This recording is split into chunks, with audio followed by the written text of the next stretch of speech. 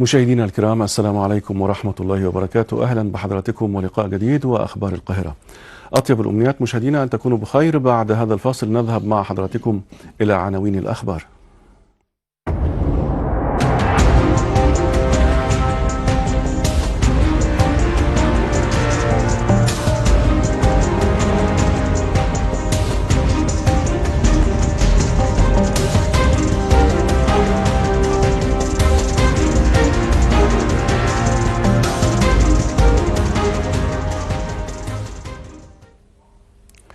أهلا بكم مجددا مشاهدينا الكرام. هذه عناوين الأخبار. الرئيس السيسي يهنئ السعودية بتنظيم بطولة كأس العالم لكرة القدم لعام 2023.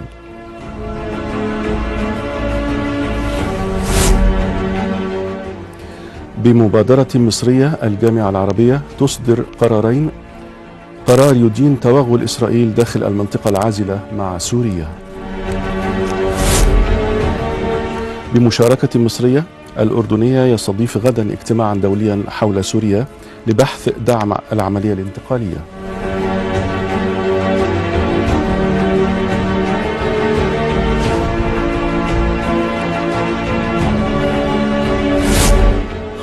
وزير الخارجية يؤكد موقف مصر الداعم للدولة السورية ووحدة أراضيها.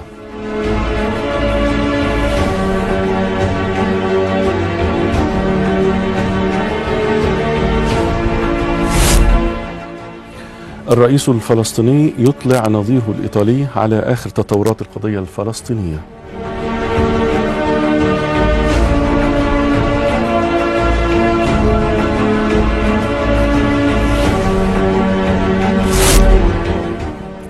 وزير الخارجية ونظيره الصيني يتبادلان في بكين الرؤى إزاء أهم القضايا الإقليمية والدولية.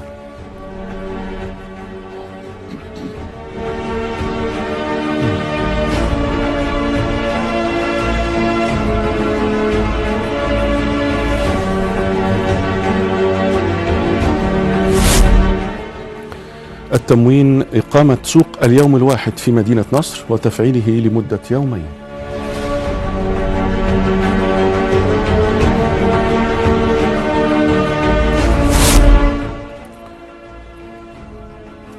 وأخيرا نائب رئيس الوزراء وسفير فرنسا يوقعان خطة عمل مشروع الخط السادس لمترو الأنفاق.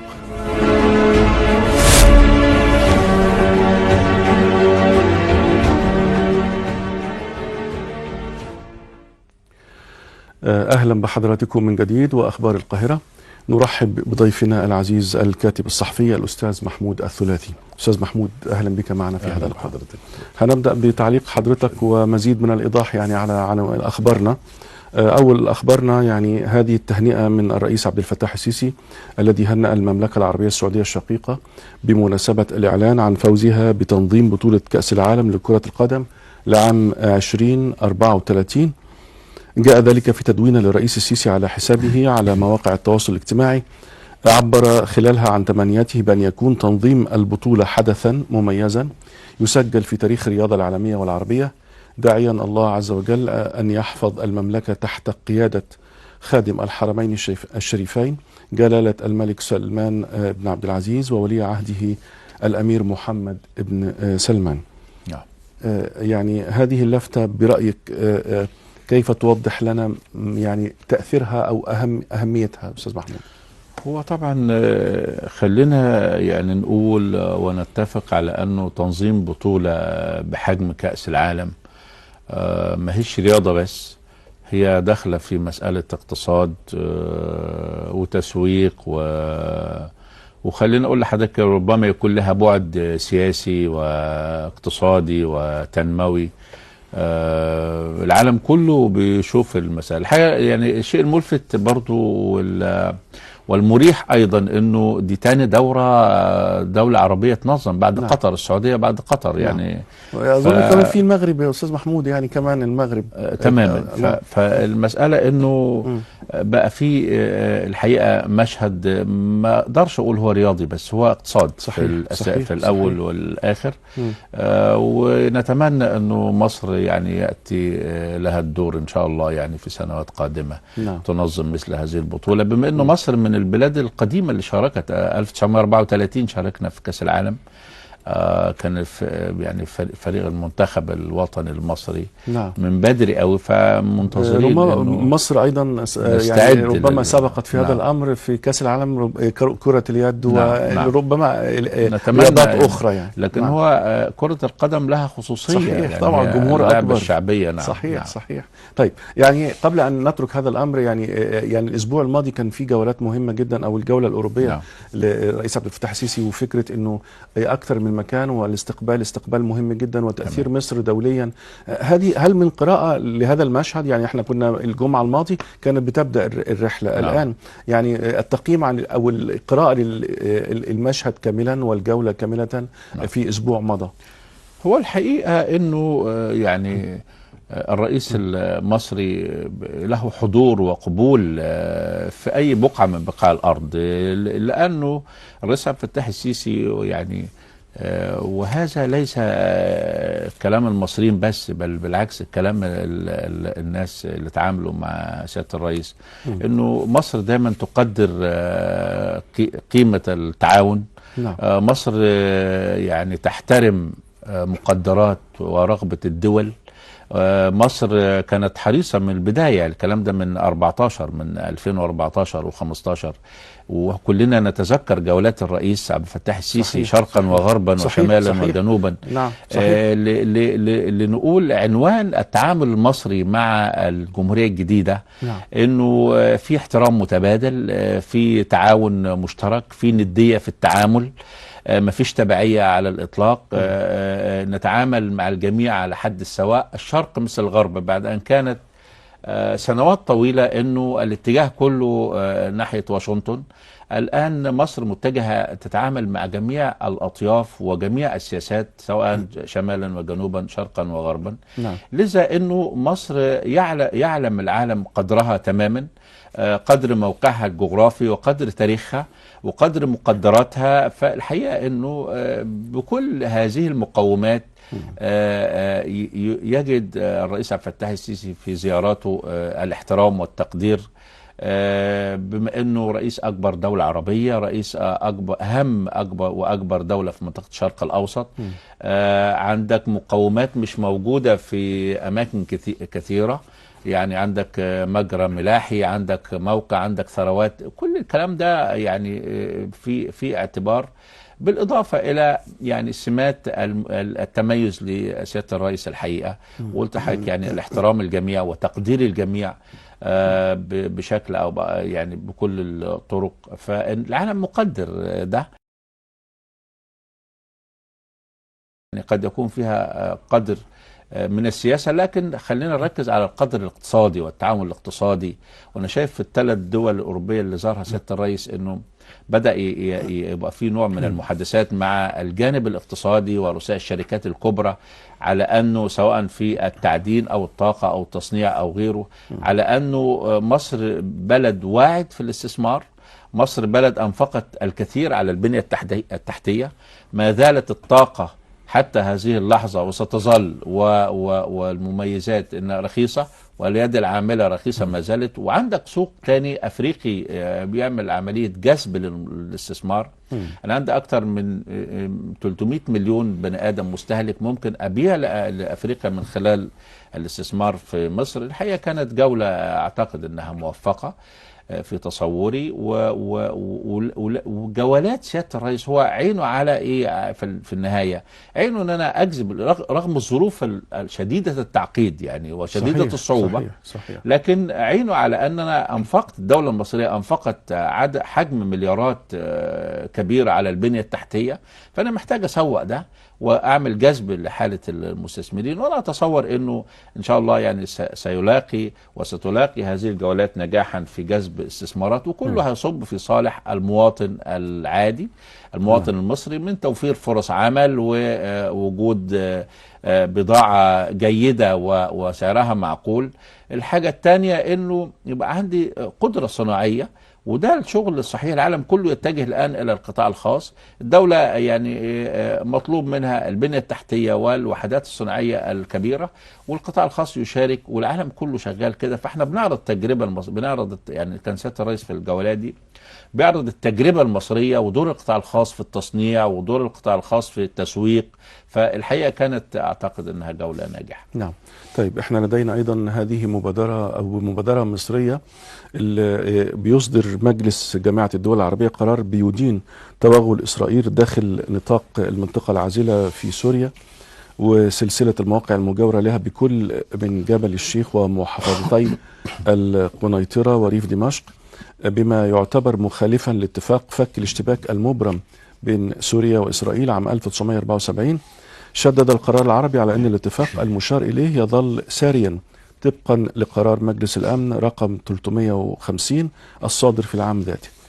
أيضا يعني بمشاركة مصرية، الأردن أو مصرية أردنية بيستضيف اجتماع دولي حول سوريا لبحث دعم العملية الانتقالية.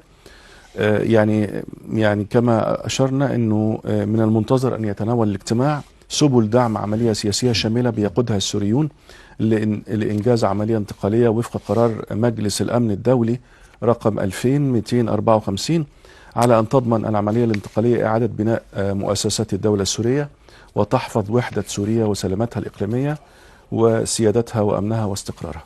يعني هذا التحرك أستاذ محمود مع يعني أيضا تلاحق الأحداث، يعني ربما في الثلاثة أيام الماضية فقط حدثت أشياء يعني سريعة جدا. كيف تقرأ التحرك المصري هنا؟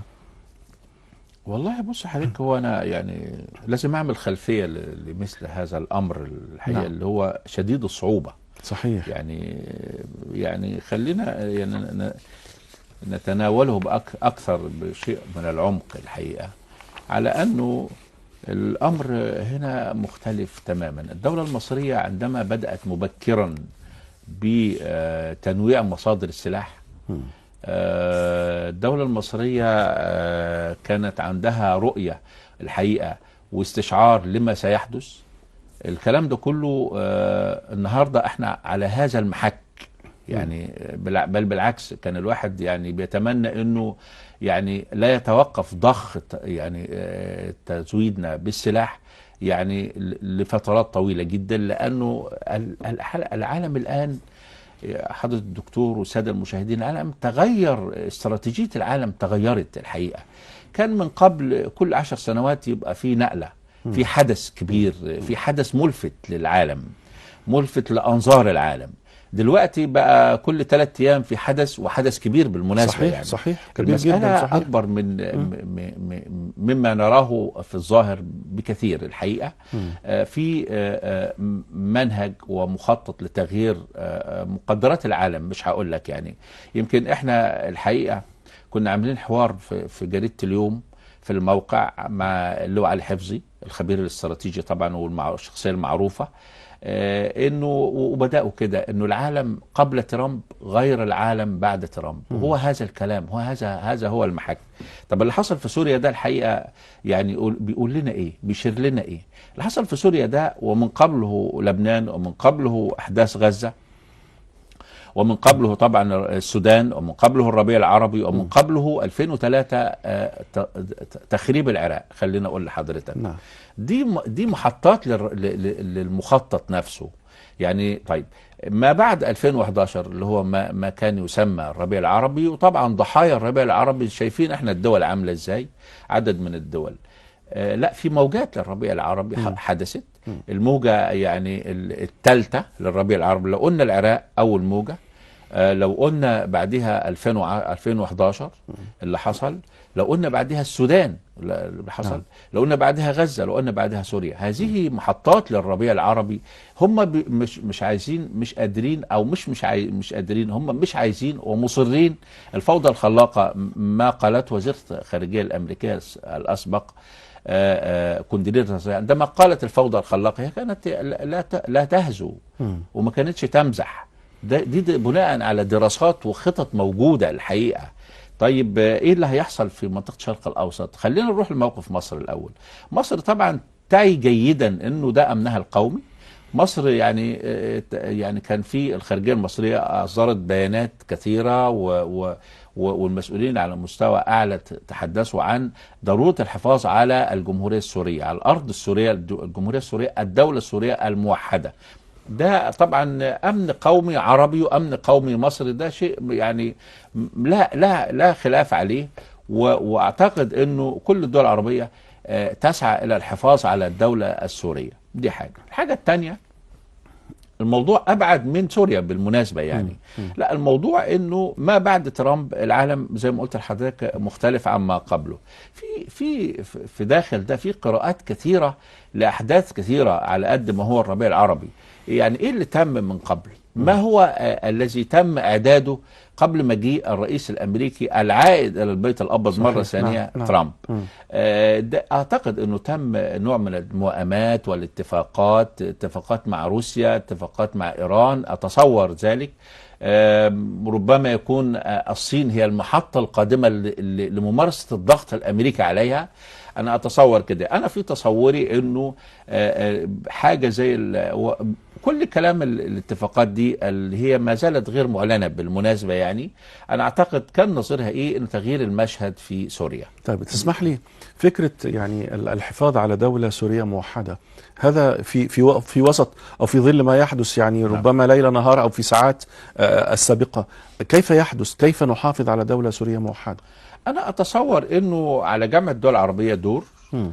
مصر بتدعو من خلال الجامعة أنا أعتقد مع يعني لمؤتمر دولي للحفاظ على سوريا، لأنه بالمناسبة يعني انهيار الدولة السورية سيضر بالجميع. صحيح. يعني صحيح. سيضر بالأوروبا قبل المشهد العربي يعني، دي المسألة، وقبل مشهد الشرق الأوسط.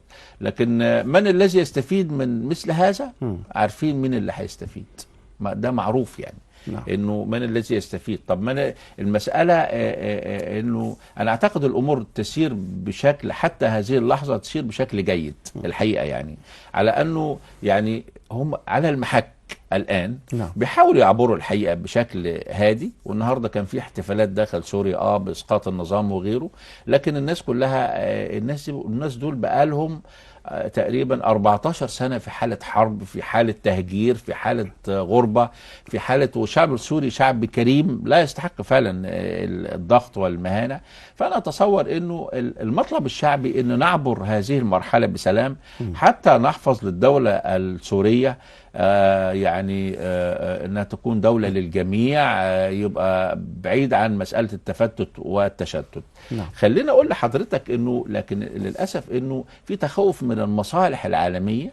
الشرق والغرب الآن في حالة خلينا منافسة، وربما يكون في حالة صراع. يعني ما تم الاتفاق عليه بين الشرق والغرب من الذي سيرضى به؟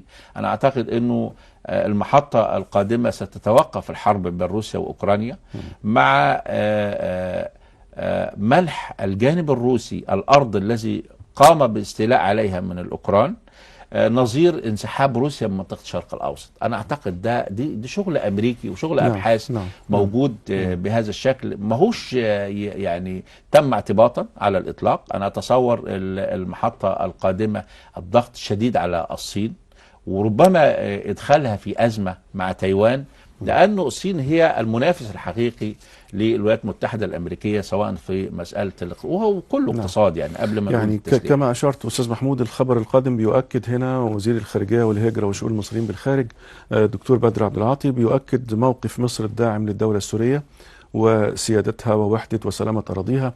يعني جاء ذلك خلال اتصال هاتفي جرى بين بدر عبد العاطي وزير الخارجية ووزير الخارجية الإماراتي الشيخ عبد الله بن زايد آل نهيان، حيث تناول الاتصال أهمية الحفاظ على مؤسسات سوريا الوطنية وتبني عملية سياسية شاملة دون تدخلات خارجية، تمهيدا لعودة الاستقرار إلى البلاد وإفساح المجال أمام سوريا لاستعادة وضعها على الساحتين الإقليمية والدولية. يعني هنا اسمح لي فكرة أنه يعني يستمر هذا الاستقرار والتوحد كما أشرت أستاذ محمود، كيف يتم؟ يعني هل هناك في أطراف مثلا تستطيع أن تدير الآن في هذه المرحلة الدقيقة؟ أنا أتصور أنه يعني الحقيقة يعني الرعاية العربية في المقام الأول للمشهد السوري دي شيء مهم جدا وضروري جدا، لأنه يعني أنا أعتقد أنه سوريا جزء من الجسد العربي وجزء صحيح. مهم، يعني نعم. جزء طبعا. نابض يعني في دي مسألة. وأنا أعتقد أنه بقى يبقى في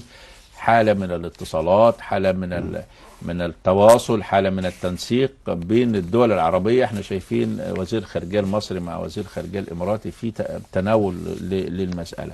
الحاجة الثانية يعني في خبر عند حضرتك عن الصين كان جاي، مش حضرتك قريته في مجمل الأخبار. نعم. أنا أتصور المحادثات المصرية بين وزير خارجية الصين ومصر، أتصور أنه يعني ده جزء داعم للحفاظ على الدولة السورية، بما أنه الصين أولا عضو في مجلس الأمن، ثانيا قوة اقتصادية كبرى، قوة عسكرية لا يستهان بها أنا أعتقد، وبشرية أيضا. فده صوت مسموع للمسألة، والصين مش داخلة في الحسبة. يعني برضو دي ربما يكون يعني وقوف الصين ومطالبتها بالحفاظ على الدولة السورية والدعم للرؤية المصرية بالحفاظ على المشهد السوري، أن تكون سوريا وطن للجميع، والبعد عن مسألة محاولة التفتيت والخلافات والكلام اللي موجود.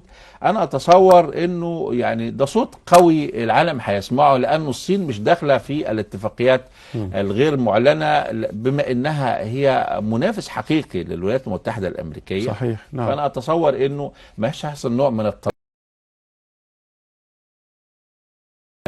كما تم. فإذا الصين هتقول رأيها بكفء وقوة، صوتها مسموع، لأنه هم يخشون من تغيرات عالمية كثيرة. الحاجة الثانية الجانب السوري، المسؤولين الآن عن المشهد في سوريا عليهم دور كبير في مسألة التهدئة. وأنا شايف أنه الحقيقة هم حتى هذه اللحظة، وربما يكون الكام يوم اللي فاتوا كانوا في حالة من الصعوبة، الدنيا بتتسهل كل ما مضى الوقت. هم حريصين وعندهم بيصدروا تعليمات مباشرة انه ما حدش يخرج عن الاطار الوطني، ما حدش يتحرك، وحتى عدم استخدام السلاح في الاحتفالات. دي مسألة حتى لا يتم ترويع المواطن. أتصور أنه الجميع يريد أن يعبر مهما كانت هويته بالمناسبة، يريد أن يعبر بالوطن السوري إلى بر الأمان، لأنه أي كلام يحصل غير ده في خسارة للجميع. هيتقاتلوا، هندخل في مشاكل وحروب أهلية بين الجميع، تحصل الأزمة وينفرط عقد الدولة السورية. أتصور أيا كانت أيديولوجية من يقومون على مسألة المسؤولية الآن في سوريا، رغبتهم والأصلح لهم، وهم يعلمون جيدا أنه الخروج إلى بر الأمان في صالح الجميع. نتمنى هذا إن شاء الله، نتمنى لهم السلام. يعني هنا أيضا مجموعة من الأخبار في الحقيقة. يعني وزير الخارجية الأمريكي بيؤكد من بغداد التزام واشنطن بأمن العراق وبمنع عودة تنظيم داعش الإرهابي بعد الإطاحة بنظام الرئيس السوري بشار الأسد. وأيضا وزير الخارجية الأمريكي كان قد أجرى محادثات مع نظيره التركي بشأن سوريا، وكشف عن ما وصفه باتفاق أمريكي تركي واسع النطاق بشأن سوريا بيتضمن ضرورة وجود حكومة انتقالية في سوريا تتميز بالشمولية وحماية الأقليات. وفيما له صلة، قال المبعوث الخاص للأمم المتحدة إلى سوريا أنه بيرى تحديات كثيرة ماثلة أمام تحقيق الاستقرار في سوريا، يأتي ذلك بينما يسعى قادة الفصائل المسلحة إلى إحكام السيطرة على البلاد بعد الإطاحة بالرئيس بشار الأسد. هذه التصريحات يعني بتأتي في الوقت اللي أعلن فيه الجيش الاحتلال أن السلاح الجوي التابع له شن أكثر من 350 غارة جوية ضد مستودعات أسلحة وبنى تحتية استراتيجية في سوريا خلال 48 ساعة الماضية. وأوضح جيش الاحتلال أنه استهدف مواقع إنتاج أسلحة في دمشق وحمص وطرطوس واللاذقية وتدمر. إلى هذا أصدر وزير الدفاع الإسرائيلي أوامر للجيش الإسرائيلي للاستعداد للبقاء طوال فصل الشتاء في منطقة العازلة بين سوريا وإسرائيل في هضبة الجولان السورية المحتلة. وعلى خلفية الوضع في سوريا زعم أنه من الأهمية الإبقاء على وجود الجيش على قمة جبل حرمون من الناحية الأمنية، وأنه بيجب بذل كل الجهود لضمان جاهزية الجيش للسماح للجنود بالبقاء في هذا المكان رغم ظروف الطقس الصعبة. يعني هذه الأخبار متبعة أستاذ محمود، والتحركات من مختلف الأطراف، كيف تمام. تراها؟ يعني هو طبعا يعني أراها أنه أولا استغلال المشهد من الجانب الإسرائيلي المحتل الحقيقة. نعم. يعني دول شاطرين جدا، وهم عقيدتهم لم تتغير من أيام سيدنا النبي صلى الله عليه وسلم. صلى الله عليه وسلم. هذا هو المشهد. الحاجة الثانية هو يعني بيحاول بقدر ما أوتي من مكر أن يقدم أي مساحات أرض يعني تتاح له. نعم. الحاجة الثالثة يعني انه الموضوع اكبر الحقيقه من، يعني انا لو اتكلمت في الجزء ده، الموضوع اكبر من اسرائيل الحقيقه. لما حضرتك تقرا المشهد يعني، وخلينا برضو يعني اقول يعني ربما يتاح لي هذا الامر. يعني يعني كنت اتحدث الحقيقه مع سياده اللواء علي حفظي، فقال كده جمله، الكلام ده بقاله سنين يعني عدة شهور. قال جمله كده انه يعني هم مش ناسيين هم مين. هقول لحضرتك هم مين. هم مش ناسيين يعني انتصار مصر العربية في حرب 73. نعم. ده مش يعني الصهيونية العالمية لن تنسى هذا. لو حضرتك يعني تفكرت في المشهد، تلاقي كل الدول اللي كان عندها نوع من الدعم أو الرضا في هذا الانتصار مش موجودة. واخرهم سوريا. صحيح. بالمناسبه يعني صحيح. بص حضرتك ليبيا، بص ايه اليمن، ايه اخرهم سوريا. دي مساله، دي لطمه يعني لن يمحوها التاريخ. هم مش ناسين ده، فبيحاولوا هم باي شكل من الاشكال كل ما تتاح لهم مساحه ارض، وده ارض الميعاد معروف، والكلام يعني عندهم في العقيده كده. هو ده هو محتاج ده. فهو استغل المشهد انه يدخل تحت الجولان على انه، وطبعا يدمر الاسلحه السوريه وغيره الكلام اللي احنا شفناه. قبل كده بقى المشهد السوري على الجميع ان يعلم جيدا انه لا تعطوا الفرصه لهؤلاء يعني للتوسع. نتمنى هذا يعني. لانه دي مساله صحيح. مساله صحيح. سوريا ارض عربيه. يعني نامل انه يحيا فيها الجميع على مختلف أطيافهم وعقائدهم بسلام وتحت مظلة الدولة السورية الموحدة. طيب احنا لدينا هنا يعني في قطاع غزة استشهاد فلسطينيان وأيضا إصابة آخرين جراء قصف قوات الاحتلال الإسرائيلي مجموعة من الفلسطينيين قرب المجمع الإيطالي في حي النصر غرب مدينة غزة. ويعني الرئيس الفلسطيني محمود عباس أكد ضرورة تنفيذ قرار مجلس الأمن رقم 2735 بشأن الوقف الفوري لإطلاق النار وانسحاب قوات الاحتلال من كامل قطاع غزة وتمكين السلطة الفلسطينية من استلام مهامها في القطاع. وأكد وزير الخارجية الأمريكي بلينكن وجود مؤشرات مشجعة للتوصل إلى وقف إطلاق نار في قطاع غزة. يعني خلال زيارته لأنقرة أكد بلينكن أنه حث تركيا على استخدام نفوذها لدى حركة حماس للتوصل إلى وقف إطلاق النار، مشيرا إلى توافق الرؤى التركية والأمريكية بهذا الشأن.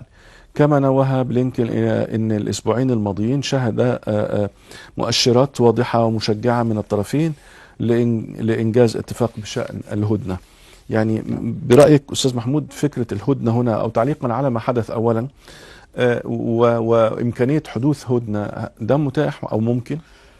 هو أنا أتصور أنه يعني وجود هدنة من الجانب، بص حكي الجانب الصهيوني بيتعامل بالمصلحة معروف يعني. نعم. يعني بالشكل اللي هو موجود. فوجود هدنة لأنه كان في خبر يعني يمكن من أسبوعين أنه في حوالي 60% من الرهائن أحياء. دول مفترض انه حماس طبعا الحقيقه يعني المقاومه جيده جدا في مساله الميديا. يعني انا مستغرب برضو ازاي هم يعني بالطريقه دي وبيشتغلوا بالشكل ده، ان هم بيخاطبوا الداخل الاسرائيلي اصلا. فكانوا جايبين حد من الرهائن وبيتكلم انه الفرصه ما فاتتش واحنا فحوالي 60 رهينه موجود احياء ما زالوا يعني. ده غير الجثث بقى الرفات. فانا اعتقد انه في ضغط في الشارع من الداخل الإسرائيلي على نتنياهو بشكل كبير جدا على أنه اعمل صفقة. طيب دي حاجة. الحاجة الثانية أنه في قدر إلهي بالمناسبة، يعني أنه المقاومة مش هتنتهي. لأنه دول أصحاب الأرض. وهو في الآخر يعني التحليل النفسي للمقاومة هو يعني هو مشروع شهيد. ليه مشروع شهيد؟ لأنه ما عندوش أي سبل للحياة، ما عندوش أي يعني سبيل للحياة بشكل كريم. ده مش موجود. حتى المواطن نفسه انت حارمه من كل حاجه، من ابسط الحقوق. احنا بنتكلم في توقيتات ما فيهاش حرب بالمناسبه، ما فيهاش حرب بين اسرائيل والمقاومه الفلسطينيه. فانت حارمه من كل حاجه ومكتفه وضاغط على حريته وضاغط على تحركاته ومضايقه في اكل عيشه. فاذا هو يعني الجنه ارحم واقرب له من الدنيا. فهو بيشتغل كده. الناحيه الثانيه الجانب الإسرائيلي، العسكري الإسرائيلي أو الضابط الإسرائيلي حريص على الحياة بقدر حرص المقاوم أو المسلم أو الفلسطيني على الشهادة. نعم. فإذا هنا في نوع من التفاوت الكثير. يعني هنا أقدر أقول لك إنه الواحد ب100 ينفع، أو نقول كده ينفع نقول مقاوم بأكثر من 100 من الجانب الإسرائيلي، لأنه ده حريص على الشهادة وده حريص على الحياة في حالة من التضاد والتناقض في الامر. اتصور انه في ضغط على الجانب الاسرائيلي ورئيس والحكومه الاسرائيليه بشكل عام على انه تتم الصفقه. هتتم لانه كمان اللي الواحد مستغرب له، وده محتاج نسال فيه حد من اساتذه الطب النفسي الحقيقه، يعني تحليل شخصية بنيامين نتنياهو نفسيا ده ضرورة ومطلوب فعلا لأي مركز دراسات موجود على مستوى العالم بالمناسبة. لأنه أنت بتتكلم على أنه هم ما بيحبوش الموت. الخسائر زادت عن الحد، يعني دعنا مما يطرحه الإعلام الإسرائيلي. نعم. الخسائر زيادة جدا والقتلى كثير جدا في الجيش، لدرجة أنه الناس بتهرب من التجنيد دلوقتي، وقد يكون في بعض المرتزقة موجودين في الجيش الإسرائيلي. طب ازاي يعني وانت حريص على الحياة وبتدمر وتهدر، وده مش يوم ولا اتنين يا استاذ محمود، ده اكتر من عام باستمرار. الحقيقة محتاجة المسألة دراسة نفسية لمثل هذه الشخصية. صحيح. كما تم دراسة شخصية شارون يعني من قبل، يعني حالة نفسيا، يعني ايه الموضوع. نعم. والراجل ده تركيبته عاملة ازاي في الجو اللي موجود ده، وفين هي. انت بتقول انا بتتشدق وتقول انا دولة ديمقراطية، بتقول انا جيش يعني له مقومات عسكرية على مستوى العالم، يعني حياة عسكرية نظيفة كما يسمونها. كل الكلام ده أصبح هراء وكذب. نعم. وغير موجود. نعم. يعني ربما يعني نأتي للعلاقات المصرية الصينية كما أشرت حضرتك، وقراءة للقضايا الإقليمية الدولية، حيث ترأس وزير الخارجية والهجرة وشؤون المصريين بالخارج الدكتور بدر عبد العاطي ونظيره الصيني وانج إي الجولة الرابعة للحوار الاستراتيجي، وذلك خلال زيارته الحالية للعاصمة الصينية بكين. خلال الجولة الرابعة من الحوار بحث الجانبان مجمل العلاقات الثنائية المميزة بين مصر والصين، كما تبادل الرؤى إزاء أهم القضايا الإقليمية والدولية محل اهتمام مشترك، في مقدمتها القضية الفلسطينية، حيث شدد عبد العاطي على أهمية التوصل إلى وقف فوري لإطلاق النار في قطاع غزة ونفاذ المساعدات الإنسانية إلى القطاع، إضافة إلى البدء في تنفيذ حل الدولتين وإقامة الدولة الفلسطينية وفقا لقرارات الأمم المتحدة ذات الصلة. كما أكد عبد العاطي على أهمية دعم العملية السياسية الشاملة في سوريا، مجددا رفض مصر للانتهاكات الإسرائيلية للسيادة السورية واستهداف المواقع العسكرية داخل الأراضي السورية. يعني برأيك أستاذ محمود كيف يؤثر هذا اللقاء وهذه القرارات يعني في المشهد؟ زي ما أنا يعني قلت لحضرتك إنه الصين تعي جيدا وتعلم جيدا إنها مش داخلة في اللعبة السياسية الموجودة الحالية.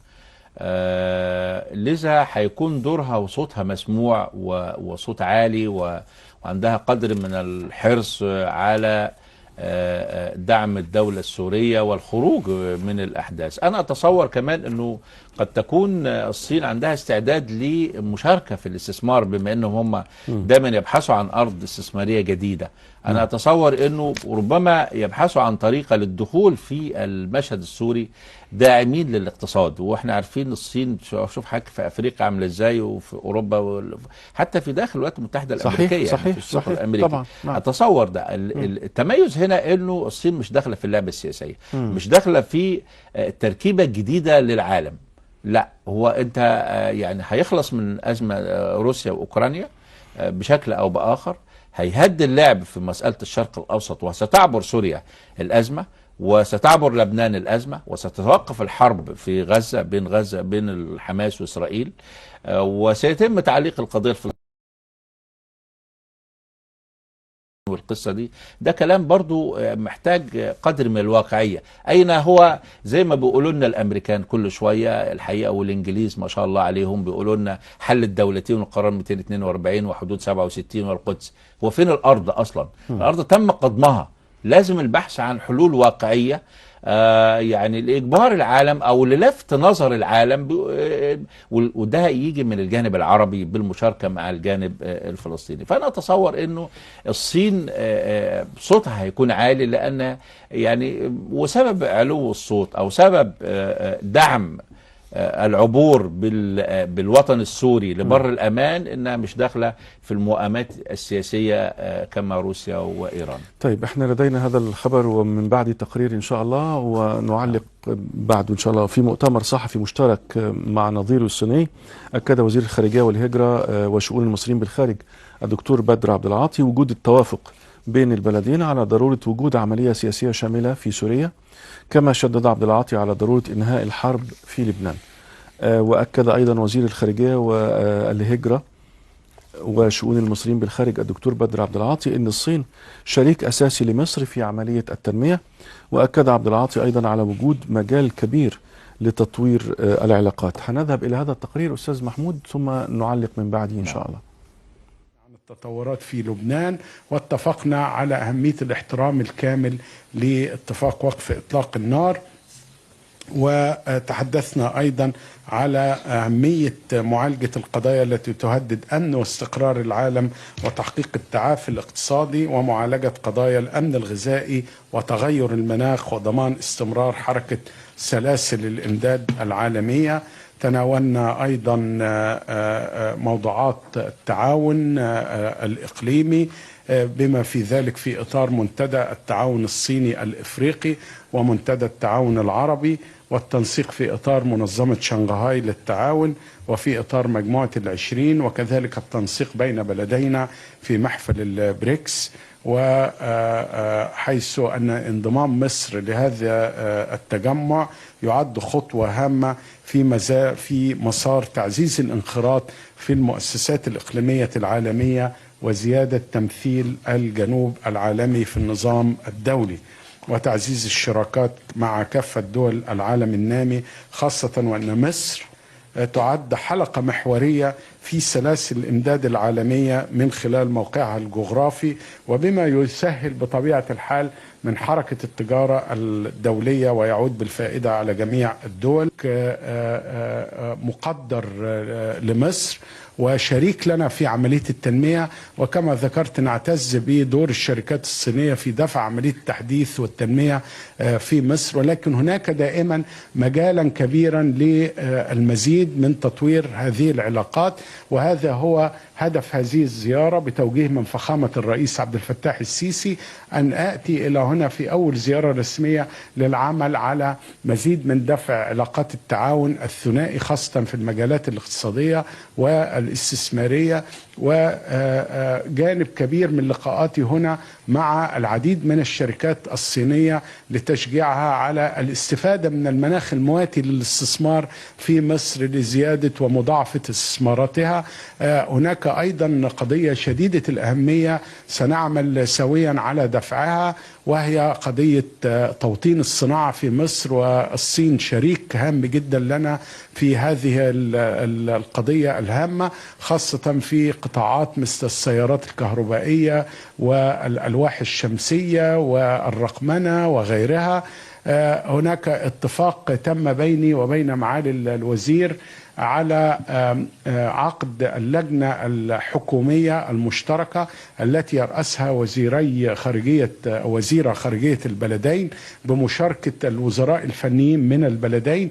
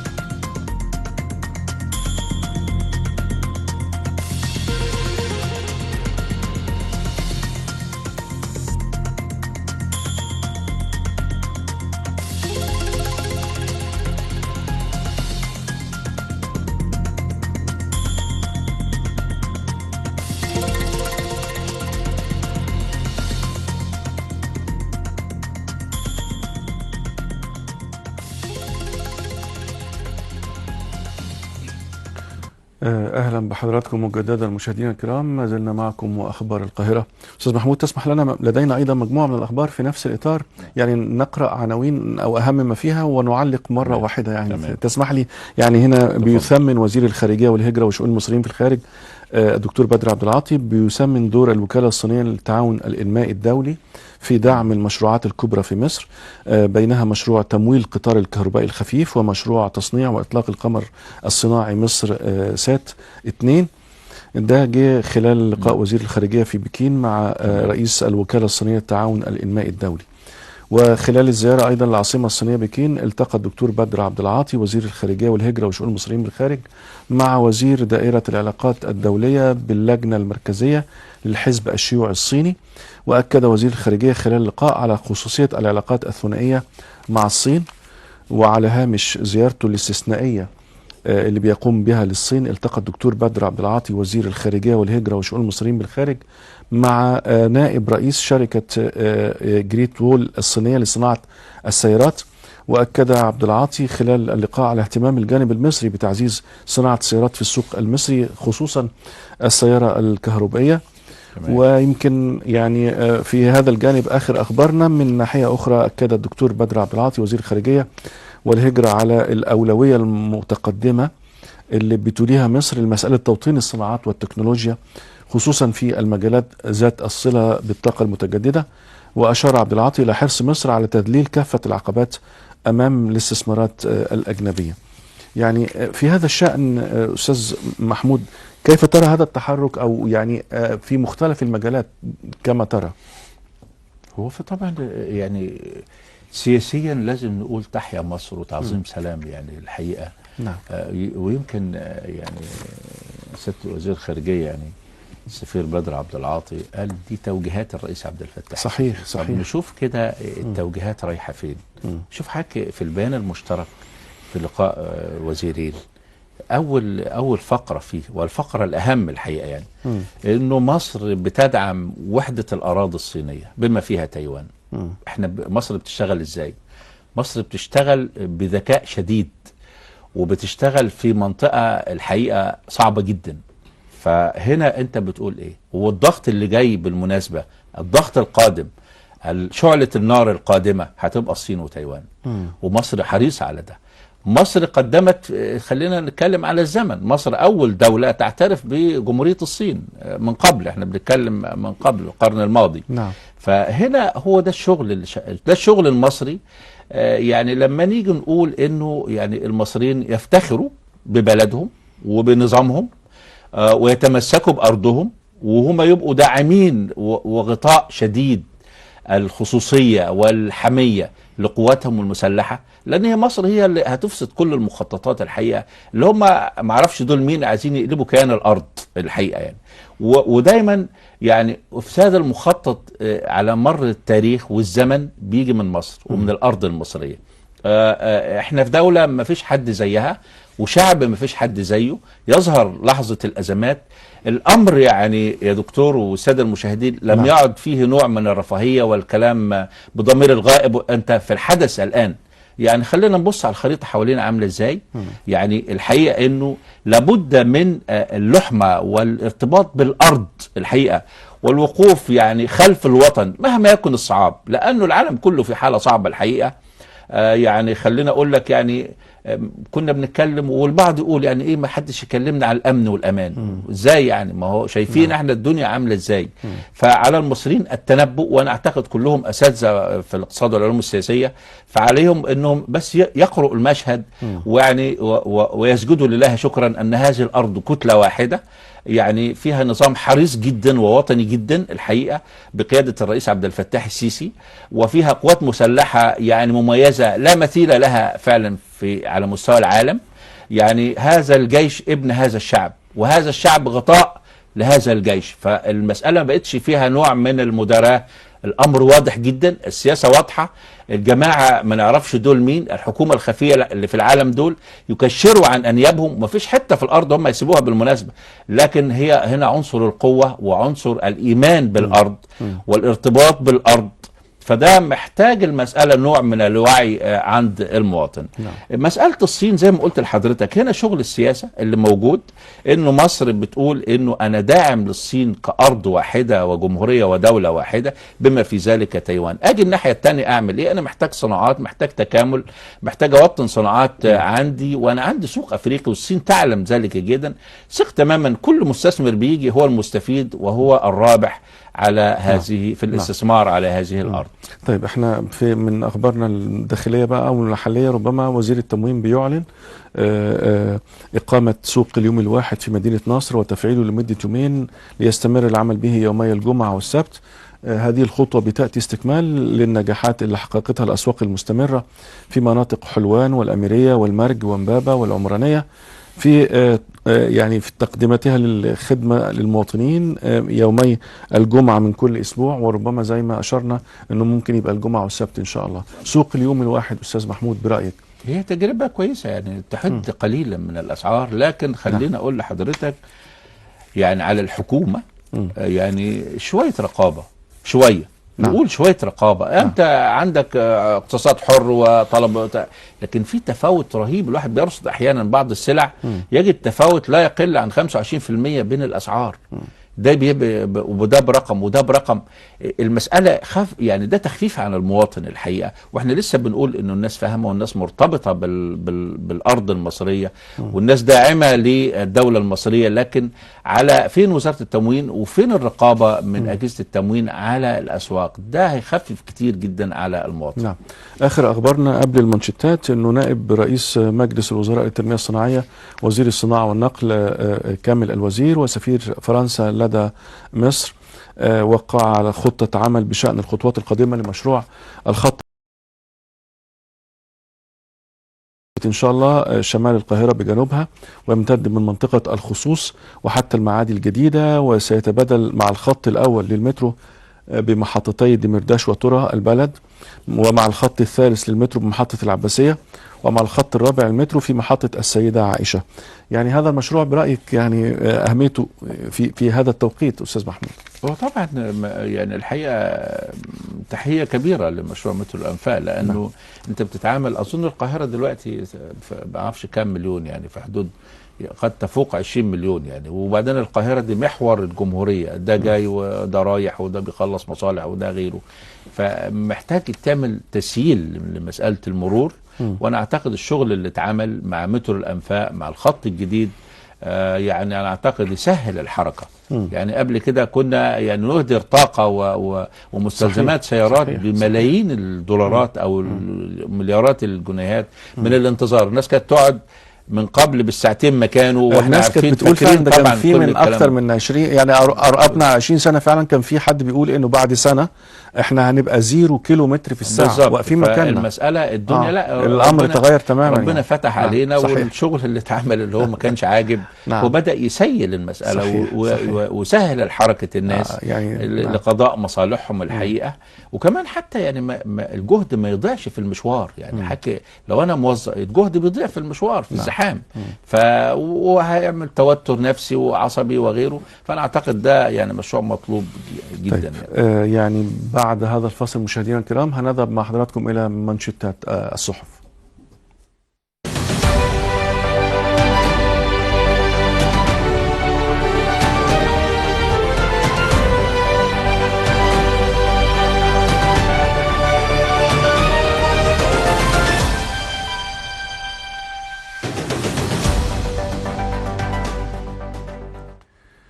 إلى حضراتكم منشطات الصحف.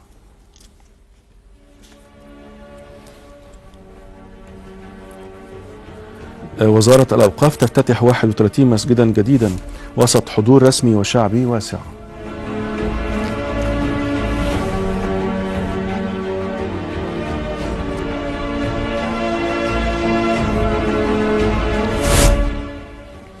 الصحة فحص أكثر من 8 ملايين مواطن ضمن مبادرة الكشف المبكر عن الأورام السرطانية بالمجان.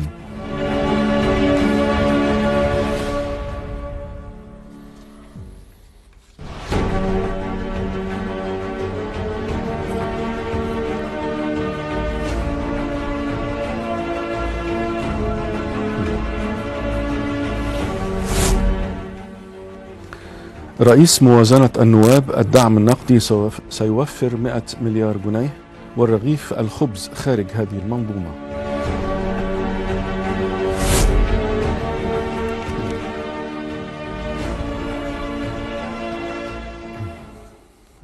ما زلنا مع حضراتكم مشاهدينا وأخبار القاهرة، وهذا الجانب الأخير من هذا اللقاء. أستاذ محمود، يعني افتتاح 31 مسجد جديد وسط حضور رسمي وشعبي من قبل وزارة الأوقاف، كيف تراه؟ هو يعني قول لي كيف تطالب؟ يعني نعم. أنا محتاج عدد من المساجد كثيرة، لأنه كان في الفترة الحقيقة قبل ما يجي معاه الوزير، يعني وزير الأوقاف الجديد، كان حصل نوع من الهبوط في إعادة تجديد المساجد الحقيقة. نعم. وكان يمكن ده يعني الدكتور أسامة الأزهري يعني تنبه لهذا الأمر. وأنا أعتقد أنه الفترة القادمة أتصور أنه هيعلنوا عن تجهيز عدد من المساجد زي كده، لأنه كان في تحديث فترة تقصد أو نعم يعني نعم تحديث، لأنه في مساجد حقيقة متهالكة، وأنت عارف مسألة يعني دور العبادة مهمة للمواطن إزاي. نعم. فأنا أعتقد أنه محتاجة المسألة يعني الانتشار أكثر على مستوى الجمهورية، لأنه كان قعد فترة نتيجة للاعتمادات لغيره كان توقف مسألة أو تبطأ، كان ببطء يعني مسألة التجديد. طبعا أنه الناس بيحصل نوع من البهجة، يعني دور العبادة كلنا عندنا حالة من الربط مع المسجد. نعم. الحقيقة فأنا أعتقد أنه ده يعني شيء جيد من الدكتور أسامة الأزهري. نعم. طيب، الصحة بتعلن أنه فحص أكثر من 8 ملايين مواطن ضمن مبادرة الكشف المبكر عن الأورام السرطانية بالمجان. يعني ما هو 100 مليون صحة لمبادرة سيادة الرئيس، أنا أعتقد مستمرة يعني بشكل دوري، وده شيء مهم الحفاظ على يعني هي البداية الجديدة للإنسان المصري أن يحافظ على صحته عشان حتى يستطيع العمل والإنتاج وغيره. فكون الدولة تبادر بمثل هذه المبادرات الحقيقة ده بيعمل حالة من الربط وحالة من الراحة عند الناس. وبعدين ويا حبذا كمان أنه المسألة يبقى فيها نوع من التيسير على المواطن. أنا شايف أنه في بعض الخدمات بتروح للمواطن أصلا. نعم. فممكن دي تتعمل بشكل من خلال سيارة إسعاف أو سيارة مجهزة وروح للناس. وهنا أنا بتكلم على القرى والنجوع وكل ربوع مصر، بحيث الناس تحس بإيد الدولة الحانية وصلت لهم. نعم. آخر المانشيتات في الحقيقة، وأنا يعني طبعا معلوماتنا أن حضرتك عملت لقاء موسع. نعم. أو يعني تحقيق موسع حول هذا الأمر، وهو فكرة أنه رئيس موازنة النواب بيقول أن الدعم النقدي إن شاء الله سيوفر 100 مليار جنيه ورغيف الخبز خارج هذه المنظومة. يعني كيف كان اللقاء؟ وهنا ربما حضرتك تعلن لنا فوائد هذا الأمر على الجمهور وعلى الدولة أيضا إن شاء الله. هو الحقيقة أنه يعني الآن مسألة الدعم النقدي قيد المناقشة المجتمعية. يعني ربما يحال الأمر للحوار الوطني. نعم. مؤسسة الحوار الوطني، وفي بعض مع مشاركة المنظمات والشخصيات العامة عن ما بين الدعم النقدي والدعم العيني. احنا عندنا مشكلة طبعا في مسألة الدعم. يعني خلينا اقول لحضرتك، اقدم يعني الدكتور فخر الفقي ده رئيس لجنة الخطة والموازنة في مجلس النواب، وده يعني هو في الأساس أستاذ اقتصاد وعلوم سياسية، وكان مسؤول مصري في صندوق النقد الدولي. يعني دي يعني يعني هو الخطة والموازنة بيتكلم هو في حاجات كتير منها الحاجات الاقتصادية. خلينا ناخد نبدأ بالجزء الأهم، وهو مسألة الدعم النقدي. الدنيا كلها احنا عندنا ضيوف في حدود 15 مليون في مصر، اللي هم الاشقاء سوريا والسودان ولبنان وغيره واليمن، دول موجودين بياخدوا دعم. بالمناسبه تحركات هو بيستخدم السياره بتاعته بياخد زي البنزين بنفس السعر اللي انا بدوه، وبياخد كهرباء زيي، وبيشرب شاي زي بتاع، كل الكلام موجود، ده جزء من الدعم. طيب الحاجه الثانيه، والمفترض انه الدوله تتحمل ده بالمناسبه. يعني مفيش في الدنيا زي كده، يعني مفيش دوله بالضيافه دي. هو بيساويني بالمواطن، انا الضيف شقيقي واخويا طبعا اهلا بيه، يعني معروف الكرم المصري. دي حاجه. الحاجه الثانيه انه البعض انه لا يستحق الدعم الحقيقه. يعني في ناس اصحاب الدخول العالي عندهم بطاقات تموين بالمناسبه. لو بصينا عند الراجل بتاع التموين في النص اللي موجودين لا يستحق في بعض الاماكن، مش في كل الاماكن. نعم. لا يستحق. لما اجي الدعم هيتوفر فعلا حسب يعني تصريح الدكتور فاخر الفقي 100 مليار جنيه على الموازنه العامه المصريه. ال 100 مليار جنيه دول يستفيد بيهم الذي يستحق بالفعل، لانه في ناس تستحق ما بتاخدش تموين. دي حاجه. الحاجه الثانيه رغيف العيش، وهو الامان للفئات غير القادره، او هو احنا بنقول عليه العيش، يعني عارف حاجه من صحيح. الحياه، من المعيشه، ما بنقولش الخبز. نعم يعني نعم دي المساله. مم. هو يعني الحقيقه ربما يعني بخبرته او يعني باستنتاجه انه الرغيف بعيد عن الدعم النقدي لمده على الاقل لمده 3 سنوات، يعني يظل الرغيف خارج منظومه النقدي لفتره اعتقد ليس بالقليله. نعم. واذا انت قدرنا نعمل ده ونطبق المنظومه صح وندرس المنظومه صح، انا لما اوفر 100 مليار جنيه على الموازنه العامه للدوله هيستفيد بيها سواء في التعليم، في الصحه، في الدعم نفسه للفئات غير المقتدره او الذين يستحقون الدعم بشكل عملي. عارف حضرتك كان من قبل، ودي مرحله الستينات، كان من قبل انه الدعم والتموين ده على عموم الناس، ما اصبحش الان يعني. صح، ده مهم فعلا. نعم. انا بشكر حضرتك شكرا جزيلا الكاتب الصحفي الاستاذ محمود الثلاثي، شكرا جزيلا لحضرتك. يعني مشاهدينا ينتهي اللقاء، وان شاء الله نترك حضراتكم مع هذا التقرير يعني حول احتفال العالم باليوم او اليوم العالمي للغه العربيه في شهر ديسمبر من كل عام. يعني كما تعلمون مشاهدينا الكرام يعني مكانه اللغه العربيه وكيف انها وسعت القرآن الكريم، يعني كلام الله سبحانه وتعالى.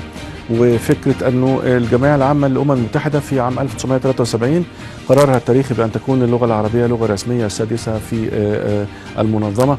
يعني مع هذا التقرير حول الاحتفال باليوم العالمي للغة العربية، وشكر خاص من فريق البرنامج للزميلة نادية محمود.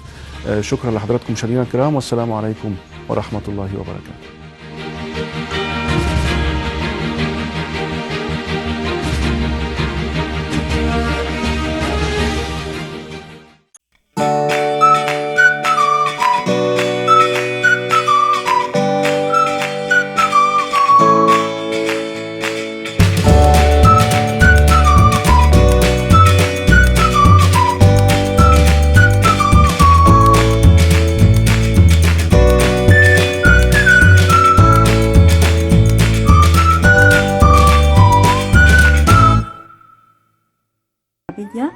لغة الشعر والفنون.